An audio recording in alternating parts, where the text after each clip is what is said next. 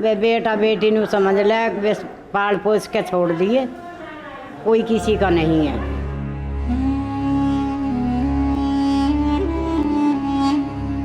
कहने कहने पाड़े हमने तो बाड़ा बेटे हैं तो मेरे को उन्होंने घर से निकाल दिया था। कभी कभी उनकी यादें आती होंगी आपको? अब याद आने से क्या बनता है।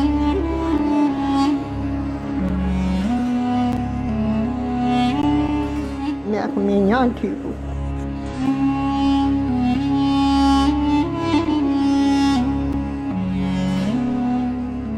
तमेव माता च पिता तमेव, तमेव बंधु च सखा तमेव। ये श्लोक हमें बचपन में पढ़ाया जाता है। मतलब है कि तुम ही माता हो, तुम ही पिता हो, तुम ही दोस्त हो और सब कुछ तुम ही हो। लेकिन अब सब कुछ पैसा है, जमीन जायदाद, ऐशो आराम है। अपना कतरा कतरा बहाकर, खून को पैसों में बेचकर अपनी औलाद का पेट भरने वाले, उन्हें समाज के लायक और काबिल बनाने वाले उन माता पिताओं के लिए कोई जगह नहीं है।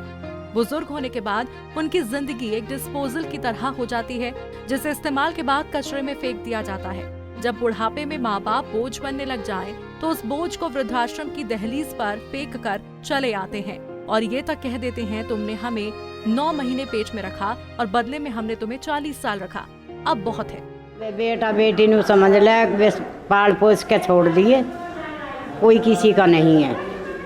बस यही सोच ले कि जब बच्चे नहीं सुहाता किसी बड़े बूढ़े को जी, तो कहाँ रहेगा जी ये बात भी है।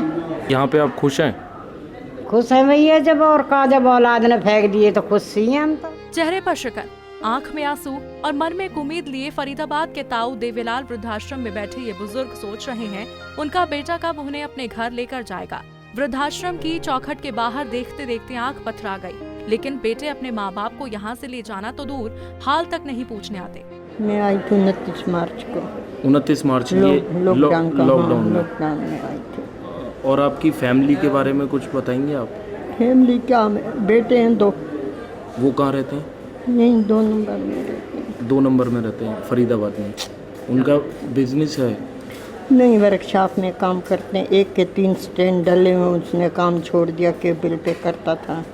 उसकी औरत कमा रही है, मैरिज ब्यूरो भी है, आंगनवाड़ी में भी करती है, बुटीक भी है, ब्यूटी पार्लर भी है, वो खूब कमा रही है।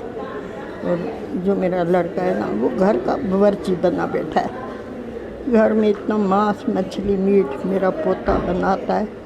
मैं अलग बनाती थी, फिर भी मेरे बर्तनों में वो इस्तेमाल करता था।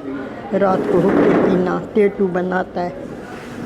उसको माँ ने कहा दादी को तंग कर तो निकलेगी। मैं बड़ी मुश्किल से, मैं यहाँ ठीक हूँ इससे से। तो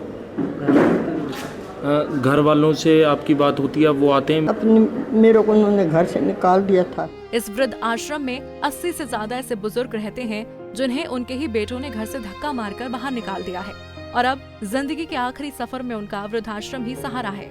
ऐसा मकान का घर बिगड़ जाएगा, तुम यहीं चलो, उन्हें और दुख बर्दाश्त नहीं होगी, हम यहीं आ गए। और आपकी जो वाइफ थी, बीवी आपकी, उनका? वो 84 उम्र की, 84 में चली गई। आपका पूरा कहने कहने पाड़े हमने तो बाड़ा छोटे छोटे वो? हाँ, एक की 2 शादी करी, एक की 1 शादी करी। हैरानी की बात यह है कि वृद्धाश्रम में कुछ ऐसे बुजुर्ग भी हैं जिनके बेटे बेटियों की आर्थिक स्थिति मजबूत है।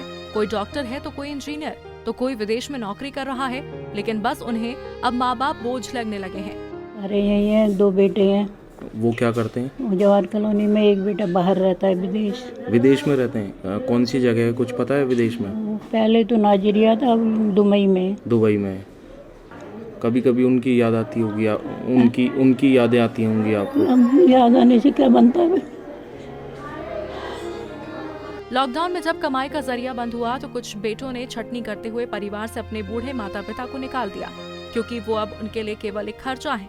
मतलब तो उनसे तभी खत्म हो गया था जब वो खुद कमाने लगे थे। तभी तो वृद्धाश्रम में 20 से ज्यादा बुजुर्ग लॉकडाउन में ही आए हैं। आज की डेट में हमारे पास 80 पार बुजुर्ग हैं, 80 से ज़्यादा हैं। और लॉकडाउन के दौरान भी हमारे को बड़ी बुरी कठिनाई का सामना करना पड़ा। सरकार की तरफ से हमारे को फार्म मिले थे आप इस फार्म को भरो, जितने बुजुर्ग हैं उनके नाम उनकी उम्र लिख के हमारे को, हम आपसे ही ले जाएंगे फार्म। आज तक वो फार्म हमारे वृद्धाश्रम में पड़े हुए हैं, धूल चाट रही है। तो जिस तरह से आपने बताया कि 80 से ज़्यादा बुजुर्ग हैं वृद्धाश्रम में, तो एक बार उम्र की बात करें तो कितनी कितनी एज के और सबसे ज़्यादा एजेड कौन से कितने बुजुर्ग हैं? हमारे पास बुजुर्ग जो है कम से कम 60 साल और ज़्यादा से ज़्यादा 101 साल का बुजुर्ग भी हमारे। आज सीनियर सिटीजन डे है, लेकिन इस डे को जुबान पर लेने में भी शर्म आती है, क्योंकि ऐसे सूखा डे मनाने से क्या फायदा जिससे बुजुर्गों की हालत नहीं सुधर सकती। बेसहारा और आर्थिक रूप से कमजोर सीनियर सिटीजन के लिए सरकार खूब मेहनत कर रही है। ऐसे बुजुर्गों की देखभाल के लिए maintenance and welfare of parents act भी बनाया गया है। हरियाणा में सीनियर सिटीजन को 2250 रुपए और सुपर सीनियर सिटीजन को 2750 रुपए की आर्थिक मदद भी दी जाती है।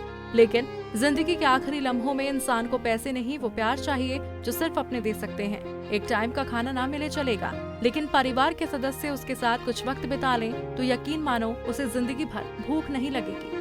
फरीदाबाद से अनिल राठी, पंजाब केसरी टीवी।